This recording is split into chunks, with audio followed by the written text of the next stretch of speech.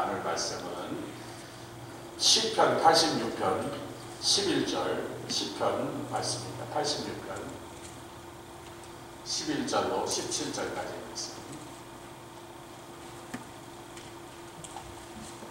시편 86편 11절로 17절 한 절씩 교독하여 공독해오고 다시 찾으셨으면 제가 한 절이고 여러분 한 절이겠습니다. 여호와여 주의 도로 내게 가르치소서. 내가 주의 진리에 행하오리니 일심으로 주의 이름을 경외하게 하소서. 주 나의 하나님이여 내가 전심으로 주를 찬송하고 영영토록 주의 이름의 영화를 돌리오리니 이는 내게 향하신 주의 인자가 크사 내 영혼을 깊은 음부에서 건지셨음이니이다. 하나님이여 교만한 자가 일어나 나를 치고 강포한 자의 무리가 내 본을 찾아 싸우며 자기 앞에 주를 주지 아니하였나이다. 그러나 주여 주는 긍휼히 여기시며 은혜를 베푸시며 노하기를 더디하시며 인자와 진실이 풍성하신 하나님이시오니 내게로 돌이키사 나를 긍휼히 여기소서. 주의 종에게 힘을 주시고 주의 여종의 아들을 구원하신 17절 은총의 표징을 내게 보이소서. 그러면 나를 미워하는 저희가 보고 부끄러워하오리니 여호와여 주는 나를 돕고 위로하심이니이다. 아멘. 여기서 마지막 절에 은총의 표징을 구하는 그리고 그 은총의 표징을 받으시는 저와 여러분 되시길 주님으로 축원합니다. 줄리아 자매님, 장정자 모매님이시죠. 작년에 나갔을 때 제가 부탁했습니다. 본인도 그런 생각했는데 이번에 나가면 꼭 예수님을 증거해서 원래 안 믿던 집안이에요. 부모님 다 예수를 안 믿던 분인데 예수를 증거해서 반드시 우리 예수 영접하러 가야 해서 작년에 수없이 수술과 병원과 막 위급한 상태를 반복하는 그 와중에도 그래도 하나님께서 그 어머니 마음에서 그 병 중에 예수님이 영접하셨습니다. 근데 이제 이번에 갔다 왔는데 가서 있는 동안에 훨씬 좋으셨던 어머니 딱 여기 도착하시고 그 다음 날부터 하면서 막 굉장히 위중한 상태가 시작됐다 그래서 막 슬퍼하고 그래서 아니 뭐 슬퍼하는 건 인간의 당연지사인데 자기 부모님 지금 돌아가시게 생겼다는 소식을 듣고 또 더더군다나 가보지도 못하는 이 상태에서 그게 한 지지난주에 제가 자기는 이제 어머니를 예수 믿고 천국 가신 분이니까 자꾸 이렇게 붙잡지 말고 이제 가시라 하나님 앞에서 보내드리라 뭐 얘기합니다. 예, 저도 그래야 될 것 같은데 그렇게 하시라.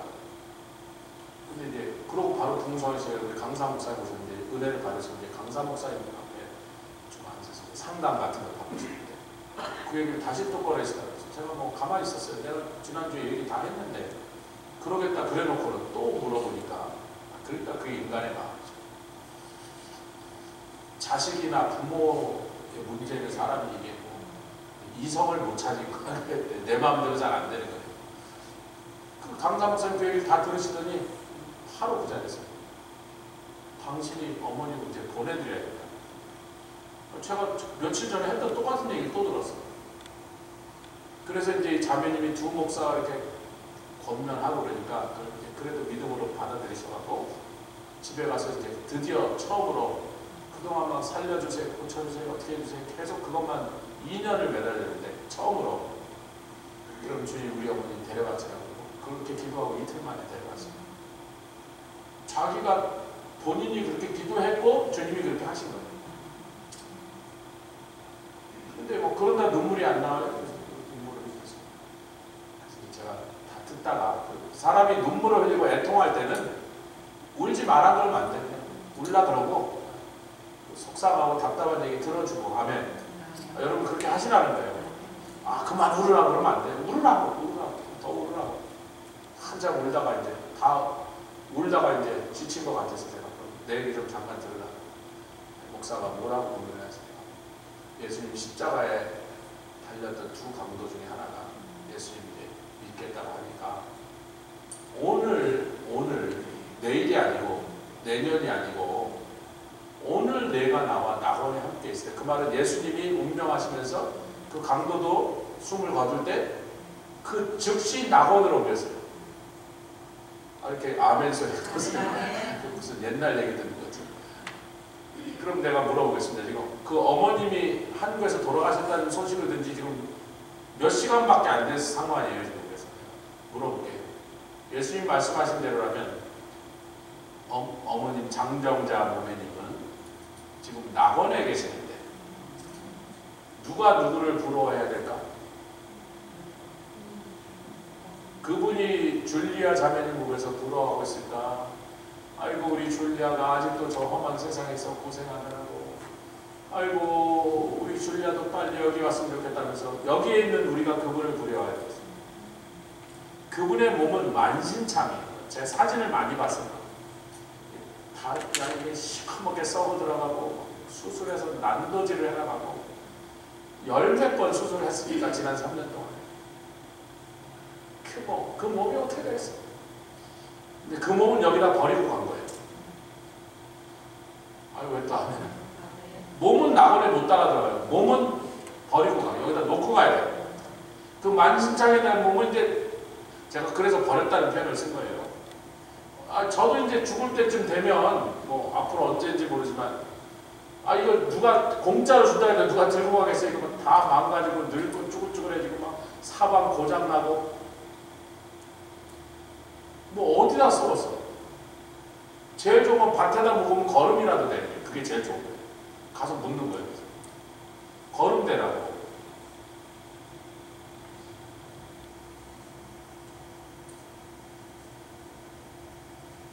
몸은 여기다 다 넣어. 아멘.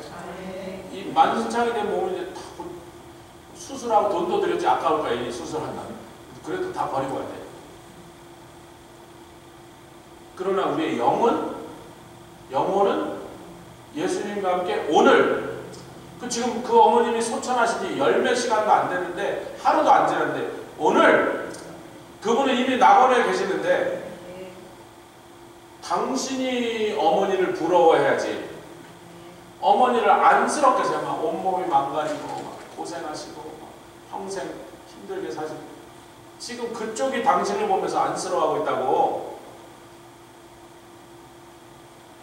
이것을 믿는 게 그 부활을 믿고 천국을 믿고 영생을 믿고 이것을 믿는 게 우리라고. 그분이 지금 당신을 보면서 아이고 당신이 어머니를 부러워해야 될 입장이 바뀌었어 지금. 그렇다고 우리가 빨리 낙원에 가자는 건 아닙니다. 저 옆에 계십니다. 평균 수명은 다 삽시다. 여자는 90.3세, 남자는 87세. 90.3세입니다. 평균 수명. 최소한 평균 수명은 다 사세요. 재수 없으면 100살까지도 살 수도 있어요. 100살은 조금 대충 평균 수명 되면 주여 이제 갑시다 이렇게.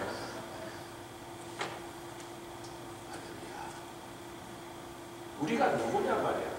우리는 어떤 존재냐 말이야. 우리는 세상에서 이 썩어진 욕심 이거 뭐. 제가 뭐 이번 주에 막 지고 배고 막 난리가 나서 막 여기저기 뭐 고장나고 머리털도 많이 빠지고 누가 누가 좋다고 그랬어요. 그래서 저보고 좋다고 그런 건 요 여인밖에 없지 세상에. 떨이 그래도 아무도 안 사간다. 바이원 게런프에도 안 사간다. 이걸 보존해서 뭐 하려고 다 버리고 갈 건데. 어느 날 때 버리고 갈 거니까 이것 때문에 너무 그렇게 난리치지 말고 오늘 본문의 말씀이 주는 광대하사 기사를 여호와의 주의 도로 내게 가르치소서.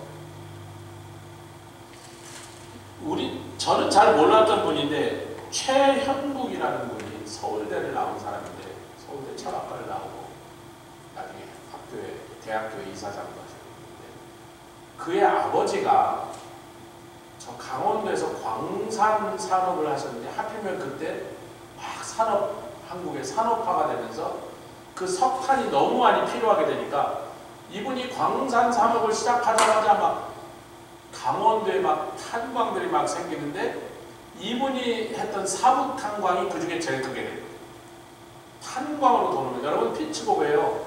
저 버틀러에 제가 갔더니 키타닝에 갔더니 그때 박효수 모매님이 거기서 가게를 할 때에서 한 번 좀 꼭 와달라 해서 그 가서 뭐 축복이라도 해주려고 갔더니 그때 점심시간인가 봐. 제가 갈 시간인가 봐. 정신이 없어. 막 팔고 막 굽고 막 튀기고 막 손님들하고 하느라고 막 말을 할 상황이 아니라 그래서 막 좀 이따가 제가 밖에 나가서 이렇게 뭐 할 일도 없고 그래서 이렇게 보니까 길 건너에 이렇게 건물들이 쭉 있는데 다 비었어요.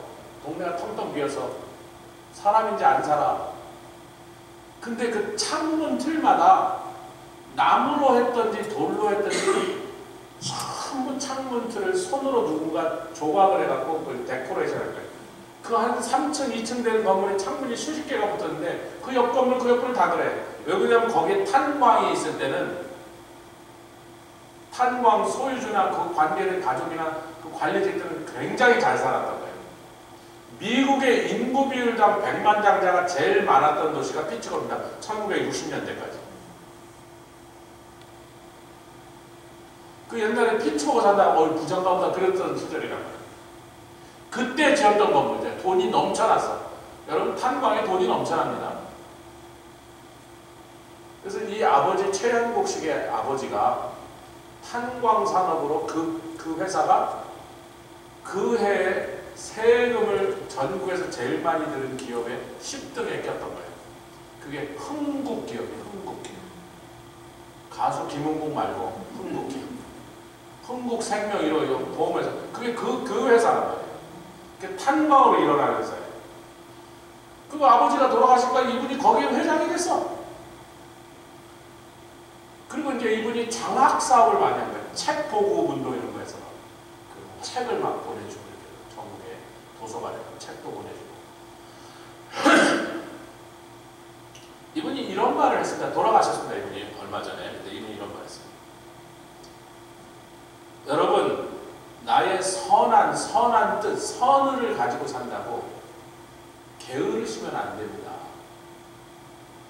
이분이 직접 한 얘기예요. 강연 내용을 제가 다큐멘터리를 보면 못된 놈들은 더 엄청 부지런합니다.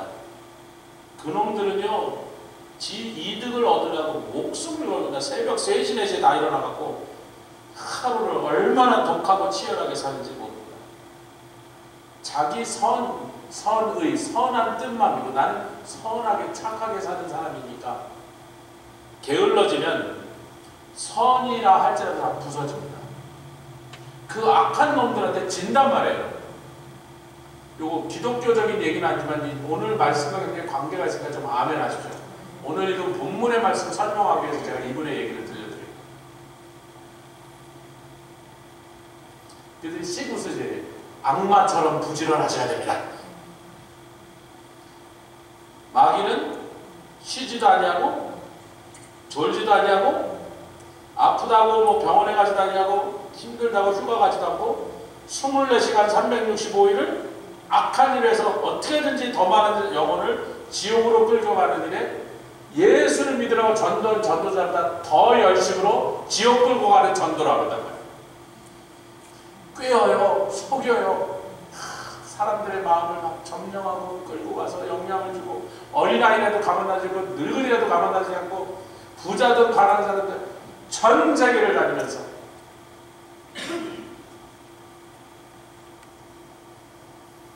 그분 이제 결론도 선의만 믿고 가만히 있지 말고 뛰세요. 선을 이루고 선을 지키기 위해서.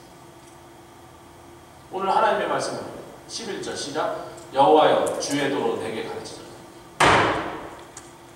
얼마나 많은 교회 다니는 사람들이 그리고 정말 예수를 믿은 신자들이 하나님의 말씀을 배우는 일에는요 어려워요, 지겨워요, 알기는 아는데 그렇게 잘 안 돼요. 이게 지금 뭐예요? 자기 선의만 믿고 나는 그래도 착하게 산다고, 나는 뭐 죄짓지 않고 흉악한 그런 거 안 한다고 나의 선의만 믿고 그 선의가 악을 저절로 이길 거라고 생각하는 이 무사 아니라는 태도에서 나옵니다.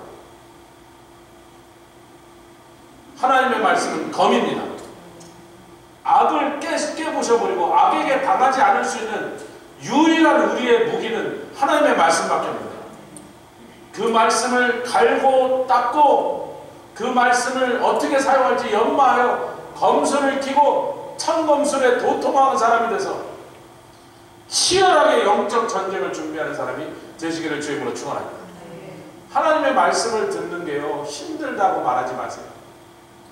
세상에 여러분 어느 대학교 가서 어느 과 뭐 생물학과, 화학과 뭐 무슨 하여튼 뭐 무슨 과든지 음과 음악대, 여기는 미술대, 저는 신학대. 우리 교회 요즘 젊은 애들이 이제 목사님들 신학을 좀 할까 그래서 그러죠. 내가 신학교를 6년을 다녔는데 신학교 6년 다녔다고 설교하는 걸 별로 도움 못 받아. 목회하는 거죠. 그럼 신학교를 왜 하나요? 그래서 글쎄 말이야. 너 왜 하나? 그래. 좋은 사역을 하고. 신학교 다니면 6년 동안 딱 배워보냐. 뭘 하면 안 되는지를 배웠어요. 6년 동안 뭘 하면 어떻게 하면 안 되는지. 2단이 왜 2단이 되는지.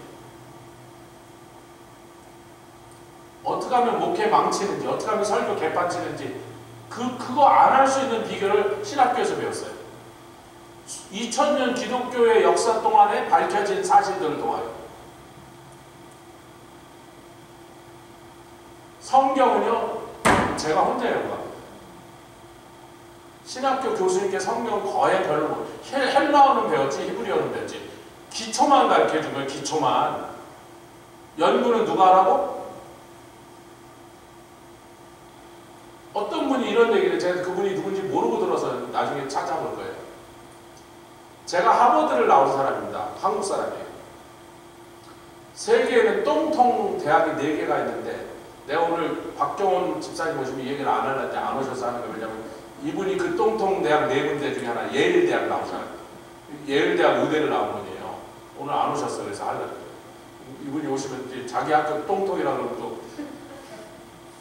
그러면서 그 4개의 똥통 대학이 어딘 줄 아십니까? 하버드, 예일, 옥스퍼드, 케임브리지입니다. 한국의 대학교들은 과 이름을 수없이 바꾸는데 도고동물학과 이런 게 없고 요새 뭐 독일의 문화를 무슨 하는 과 이렇게 이름이 바뀌었어요. 몇 년에 한 번씩 과 이름을 막 바꾼대. 근데 자기가 하버드를 다닐 때나 하버드 교수로 있을 때나 몇십 년 동안 하버드 전체에서 과 이름을 바꾼 과가 딱 하나 바뀌었는데 화학과가 화학, 생물 2개 합쳐진 생물화학과로 바뀌어요. 요즘 세계 트렌드가 생물과 화학이 연결돼서 뭘 많이 하거든요. 유전자 공학 이런 게. 그거 딱 하나 바뀌었대요. 몇십 년 동안. 그러면서 옥스퍼드, 예일, 캠브리지, 하버드 대학들은 기초과학과 인문학의 바탕을 깔아주는 작업만 합니다. 그걸 졸업시켜요. 그 다음부터는 어떻게 해라? 쥐가 연구하고 쥐가 노력해서 뭐 놀라운 일을 기초를 너무나 지독하게 탄탄하게 시켜서 탄탄한 기초를 가지고 자기가 뭘 하든지 그걸 할 수 있는 바탕을 깔아주고 끝났다는 거예요.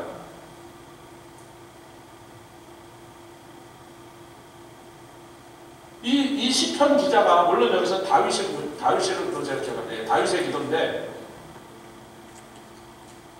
주의 도로 내게 가르치소서.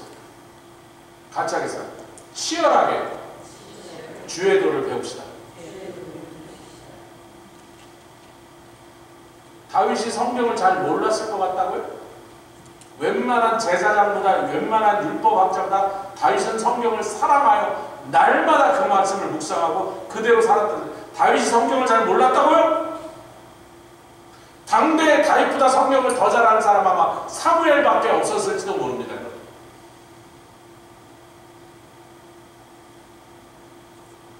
그의 모든 행사가 하나님의 말씀을 근거로 그의 삶의 모든 결정이 그 말씀을 따라서 그가 살았고 행했던 사람입니다. 그럼에도 날마다 그의 마음에 주의 도를 내게 가르쳐 주십시오.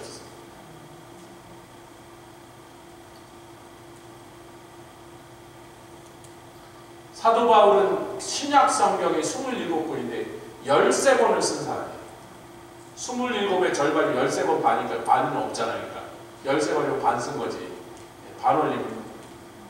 그런데 히브리서도 사도 바울이 썼다는 설이 많은데 정확한 근거가 없기 때문에, 역사적 기록이 없기 때문에 히브리서도 바울이 썼다고 주장하는 신학자들이 굉장히 많지만 우리는 확실치 않으면 그렇다고 말하지 말자. 그래서 그런 거 같으니까 13반이라고 생각하는 거 사람들이. 14냐 13이냐 근데 그냥 서로 양보해서 13 딱 절반을 쓴 사람이 신약성이에요. 근데 그 사람이 마지막 죽게 생긴 그 상황에 자기의 영적 아들 디모데 보고 뭘 갖고 오라 그러죠?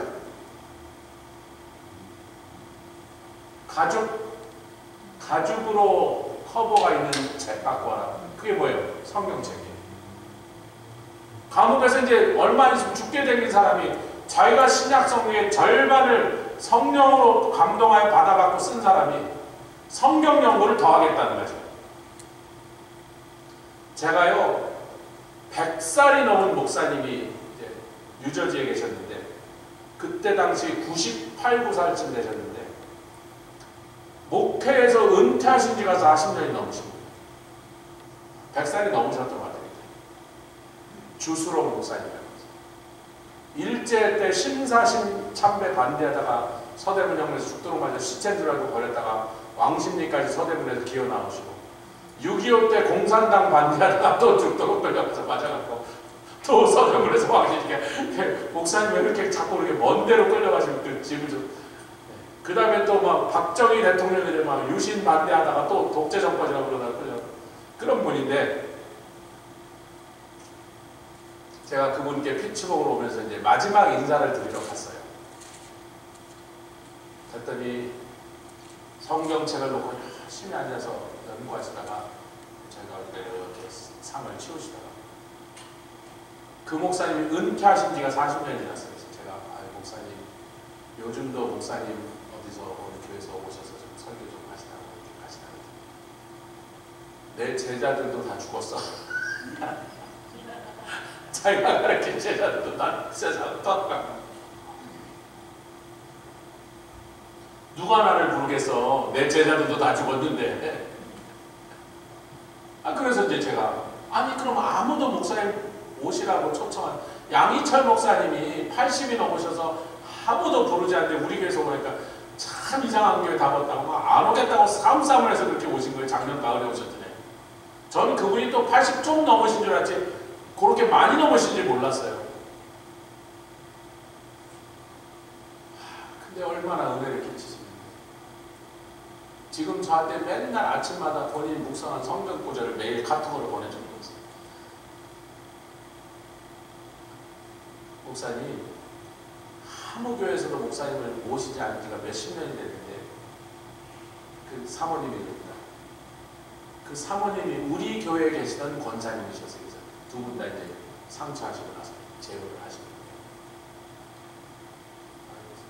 권사님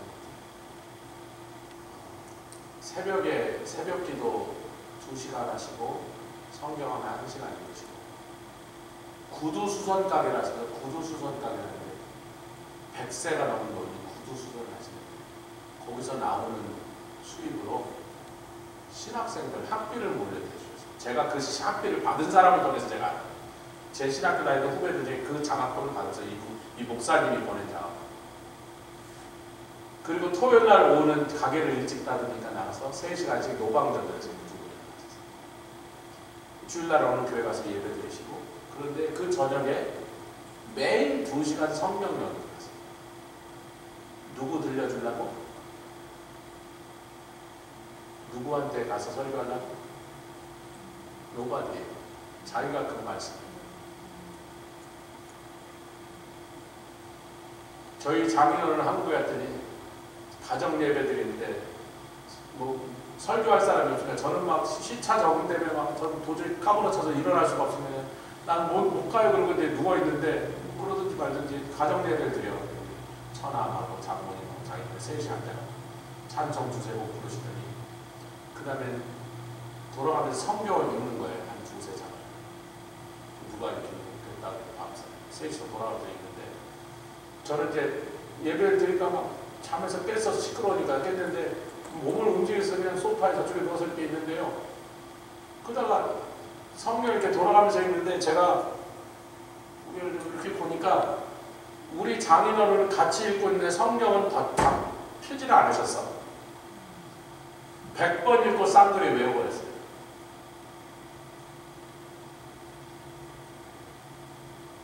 (96세인데) 지금도 1년에 3번씩.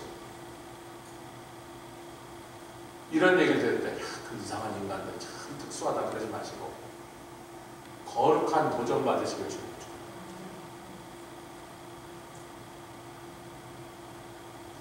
이 최현국 선생님께서 이렇게 또 얘기를 했어요. 늙으면 지혜로워진다는 것은 거짓말입니다.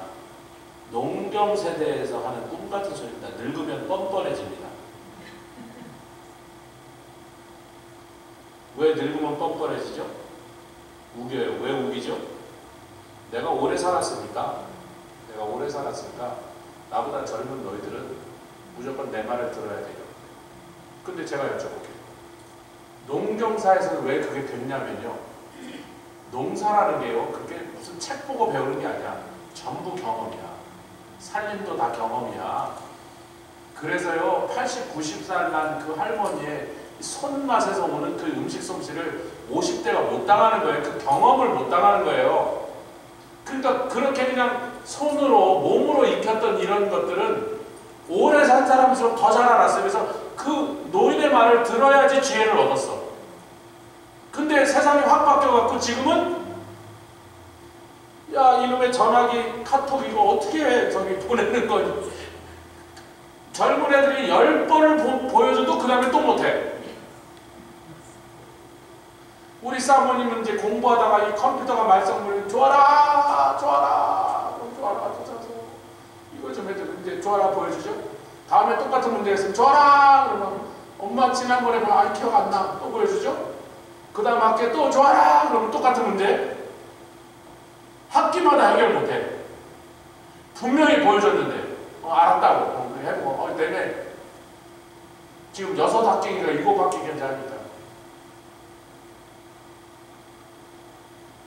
농경신에 이제 우리 안 살잖아요.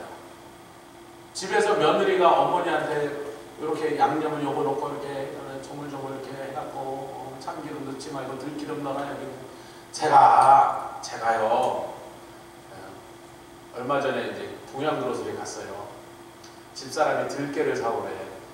갈아놓은 들깨 말고 통들깨를 사오래. 그래서 제가 갔더니 목사님 웬일로 오셨어요? 집사람이 들깨 좀 사오래요. 그랬더니 지나가다 들렸습니다. 들깨 좀 사오래. 들깨 어디 있어요? 그랬더니 가루밖에 없는 거야. 여러분 아십니까? 들깨 가루는요. 가른 지 3주가 지난 때부터 도구로 산패합니다. 발암물질로.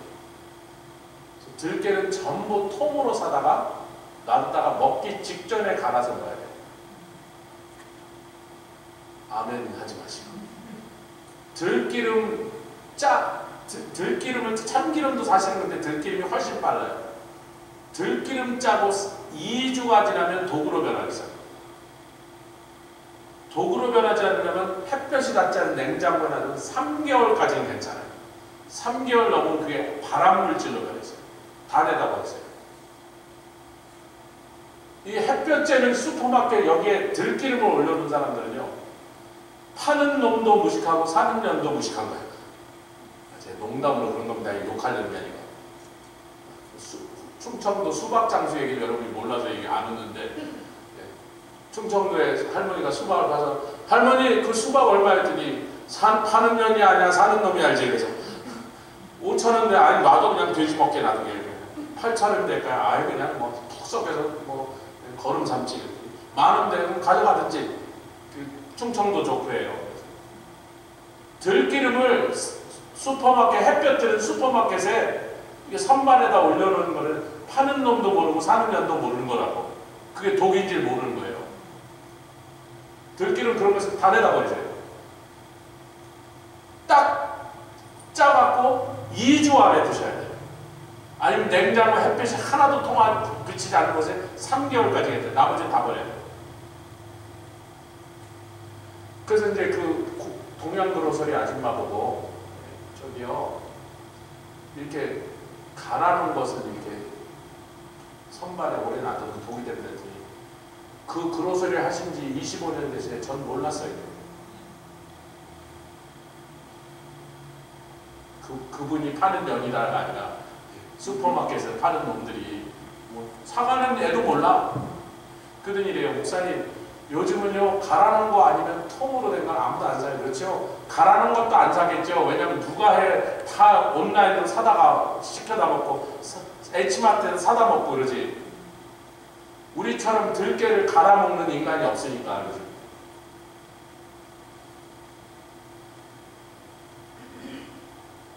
늙은이도 몰라, 젊은 애도 몰라. 파는 분은 나보다 나이가 많은데 그분도 모르더라고요. 사는 애들이 어떻게 알겠어요?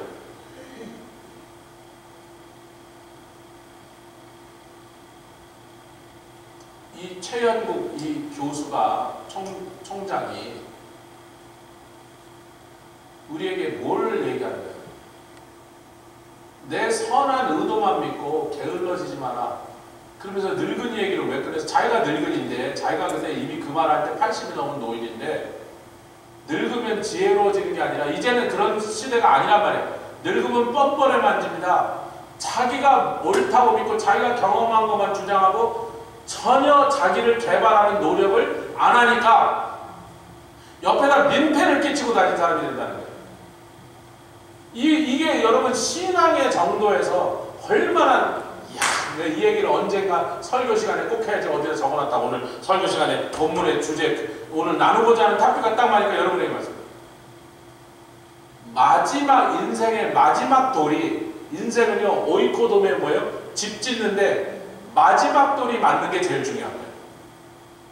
나의 이 세상에서의 마지막 모습, 마지막 단계가 하나님이 보실 때 나에게 주시고자 했던 모든 하나님의 부르심과 계획과 아멘 하시든지 마시든지 나에게 주시고자 허락하신 은혜와 복을 그게 딱 맞아서 내 인생이 완성! 야, 그 사람 참 한번 인생 한번 멋지게 살아가셨네.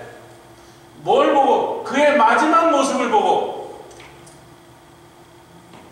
우리가 뭐 서로 갓난 때 어땠는지 알아요? 초등학생 때 뭘 어떻게 했는지 알아? 초등학생 때 옆에 애들 꿀밤이나 때리고 뭐 옆에 애들 울리기나 했는지 뭐 서로 할게면 그게 뭐 또 뭔 상관이야. 저도 좀 가끔 도시락 뺏어 먹고 반찬도 뺏어 먹고 정 안 되면 힘으로 물리적으로 뺏어 먹고 그랬다고 배가 고파 죽겠는데 뭐 지는 냉길 거면서 안 주고 이러고 짜식아 꽁 한 대 때리고 같이 놀아 먹어야지 짜식아 이러면서 뺏어 먹었다고. 초등학교 때까지 중학교 때까지. 그게 뭐 중요해? 뭐 알긴 해요? 서로 뭐 그런 거 물어보세요. 엄권사님은 초등학교 다닐 때 어떻게 하셨나요? 나라졌나요? 뺏어 먹었나요? 그 뭐 알아서 뭐 할 건데. 근데 우리가 서로 지난 20년, 30년 동안 서로의 삶뿐만 아니라 그 신앙의 여정을 서로 봤어요.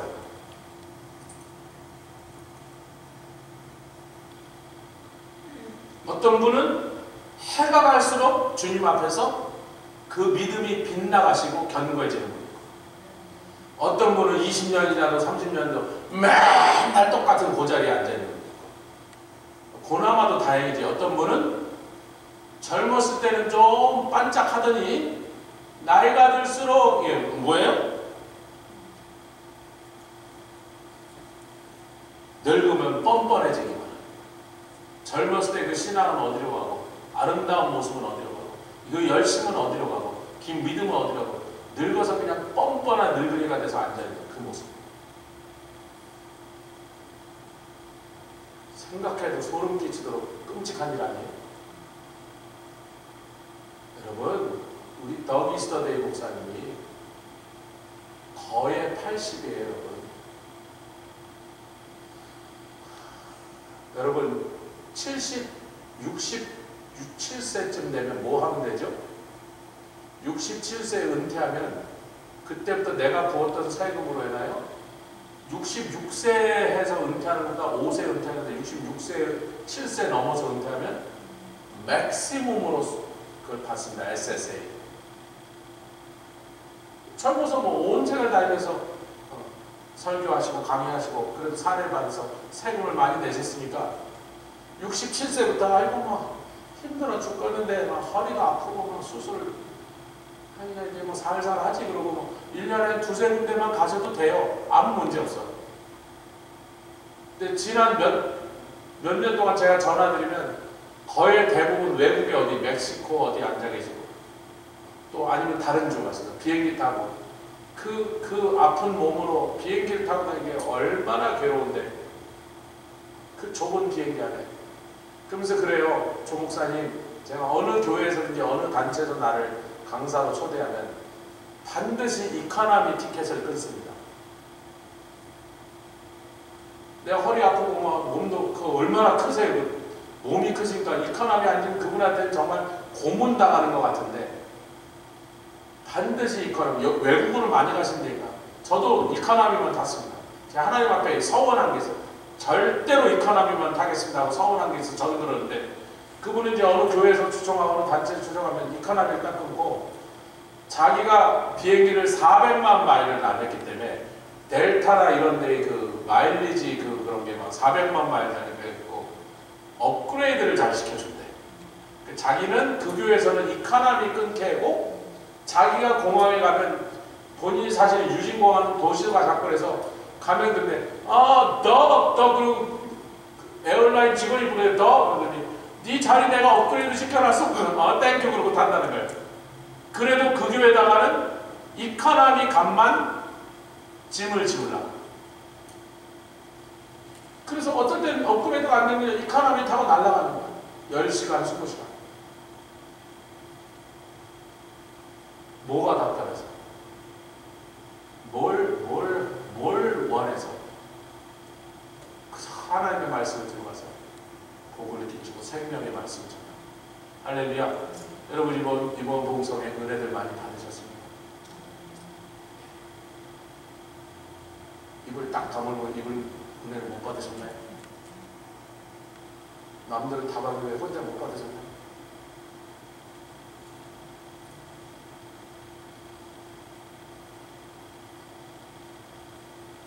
그 다음에 이 시편 기자 다윗이죠. 13, 14, 15절을 같이 읽겠습니다. 시작.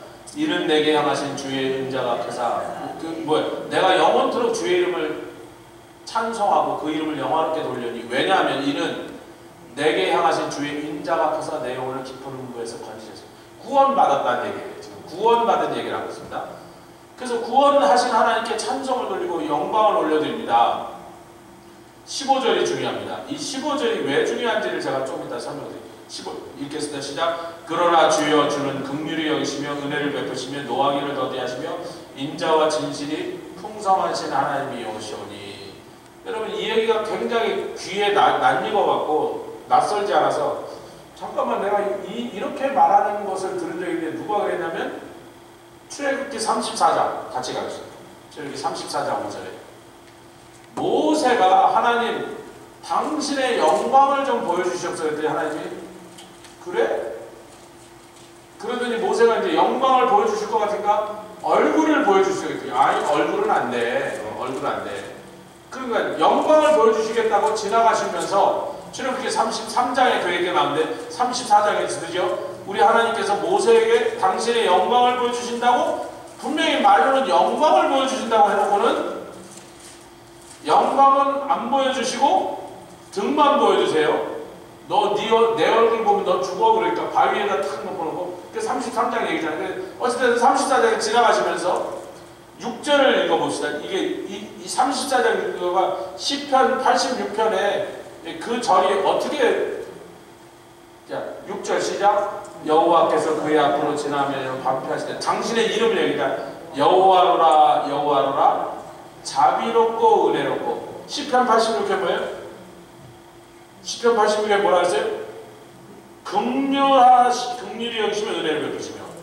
그 다음에 똑같습니다. 노하기를 더디하시고 인자와 진실.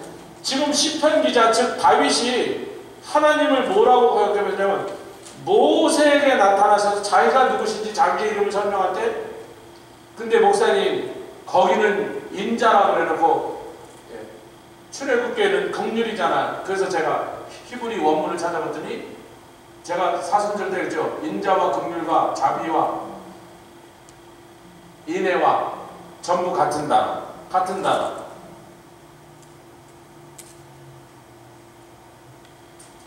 출애굽기에는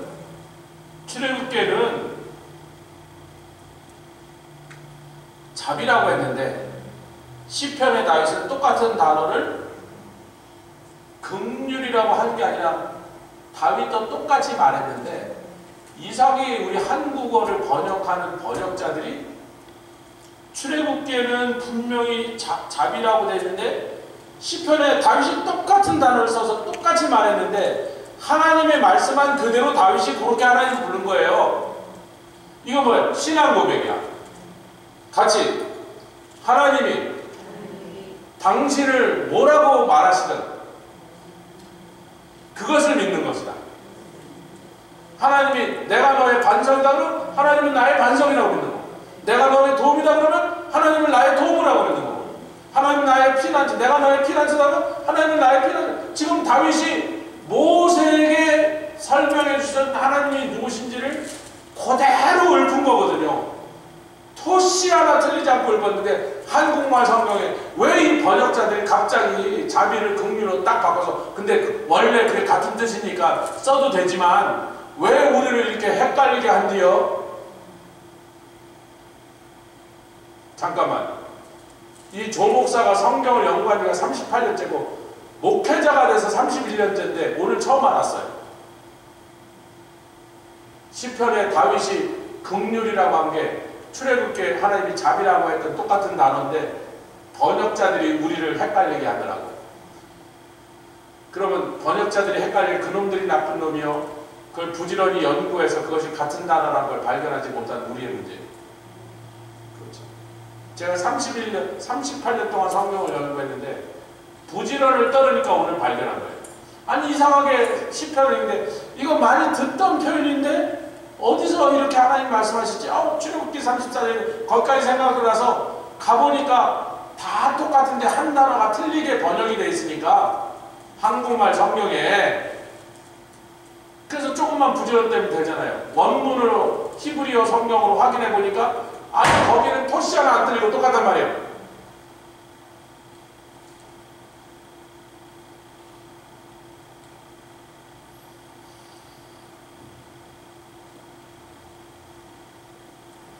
옆에 계세요. 하나님의 말씀 공부해서 남아준다. 여러분 화학 배운 거 한 번이라도 써보시고, 중고등학교 때 화학 시간에 화학 배운 거 한 번이라도 써보시고. 저 한 번도 못 써봤어요. 개구리 실험하고 닭 잡아 시험하고 생선 잡아 금붕어 실험했는데 생선가에서 생선 자를 때 좀 도움이 되네. 여러분이 학교에서 배우신 거, 우리 장로님은 원래 공부해서 기술을 위해서도 평생 잘 써먹고 계시니까 아주 복된 케이스예요. 대부분 우리가 뭐 대학에 가서 전공하고 어떻게 해도 거의 하나도 써먹지 못해. 99.99% 어디다 써먹지 못하고 그냥 다 그냥 배웠다고 하는 생각만 중요하지, 학위 받고 졸업장 받은 것만 중요하지 그놈의 지식을 써먹지 못하고 그러다 사장되는데, 하나님의 말씀은 그런 일이 있다 없다. 이 말씀을 가지고 당장 내 삶에 도움이 안 되도. 내가 오늘 말씀드렸잖아요. 줄리아 자매님께 제가 그래서 그 얘기를 한 거예요. 줄리아 자매님께 십자가에 달리신 예수님이 자기 옆에 있는 강도에게 오늘, today, not tomorrow, 오늘 내가 숨을 거두고 네가 죽었을 때 나와 함께 하루 낙원에 들어가 있으리라. 당신의 어머님 지금 낙원에 계시는데 열몇 시간 전에 낙원에 들어가서 땅에 아직도 남아있는 고생하는, 아이고 우리 줄리아, 아이고 우리 딸, 아이고 저 세상에서 아직도 고생하고 살다가 또 어려운 일도 만나고 병도 걸리고, 아이고 우리 안쓰러운 딸, 아이고, 그러면서 우리를 응원하고 계신데 우리 어머니가, 우리 아버지가 그분들이 볼 때 우리가 더 지금 불쌍한 거야. 내가 최순남 성사님한테 무슨 말로 위로하겠어요?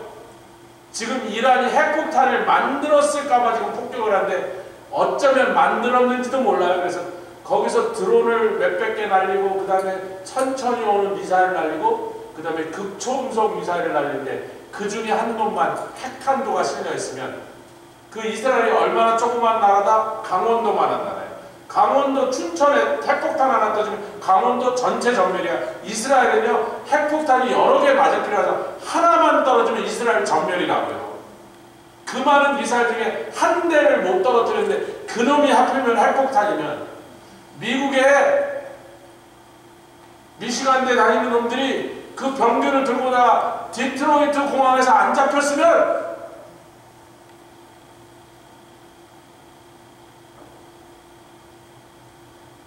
근데 그 상태에서 지금 매일매일 어린 세 자녀와 사모를 데리고 버티고 있어야 될 공항도 폐쇄돼서 어떤 성산이 빨리 좀 한국 대사관하고 얘기해서 대피를 좀 하면 안 되겠더니 네, 공항이 다 폐쇄됐습니다.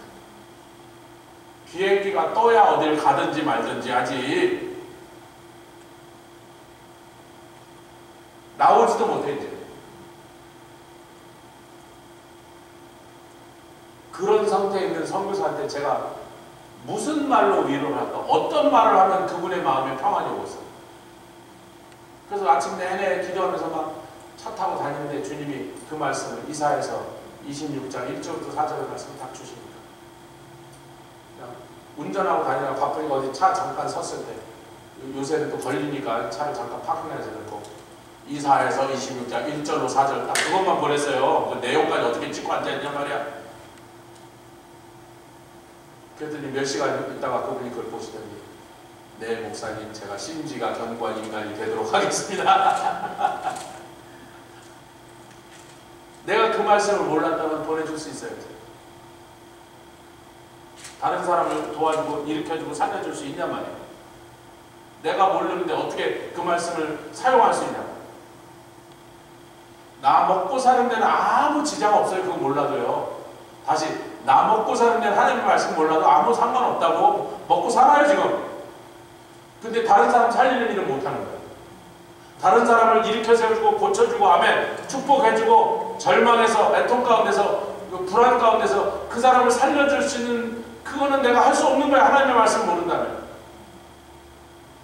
자 이제 말씀을 맺어야 되겠습니다.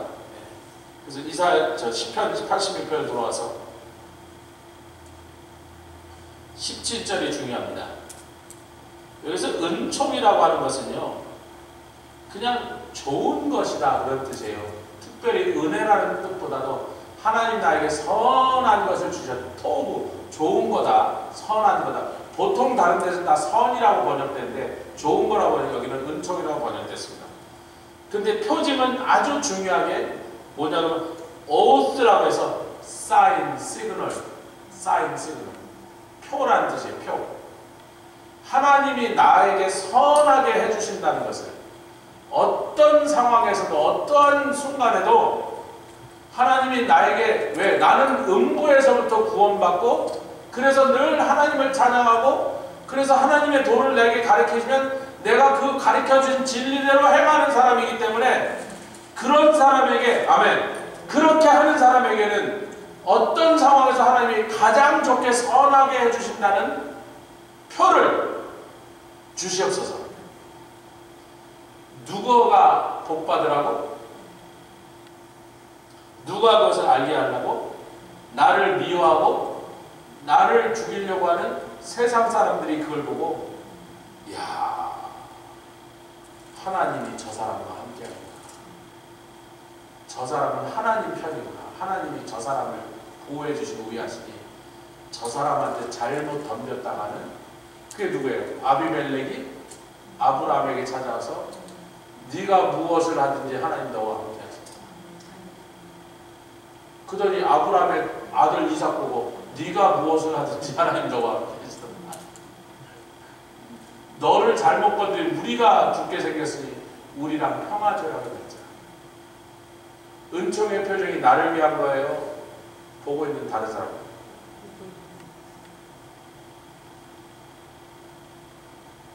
내가 나는 하나님 사랑합니다. 근데 다른 사람은 은총의 표정을 나에게서 못 봐. 옆 사람에게 전혀 도움이 안 되고. 여러분과 제가 그렇게 말할 때 거짓말, 사기치는 건 아니죠. 우리 나름대로 진심의 표현이지만요. 거기서만 멈춰 계시니까 문제라는 거예요. 다윗의 시편의 결론은 뭐예요? 우리의 신앙이 삶으로, 행동으로, 열매로 나타나서 하나님의 은총이 표로 드러나서 나를 비난하던 원수가 부끄러워하고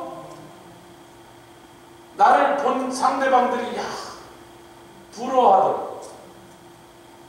결론이다. 옆에 계신 분들이 온 세상 사람들이 당신을 부러워할 때까지 시원하게 됩시다. 같이 기도하겠습니다. 찬송하고 늙으면 뻔뻔해 만지지 말고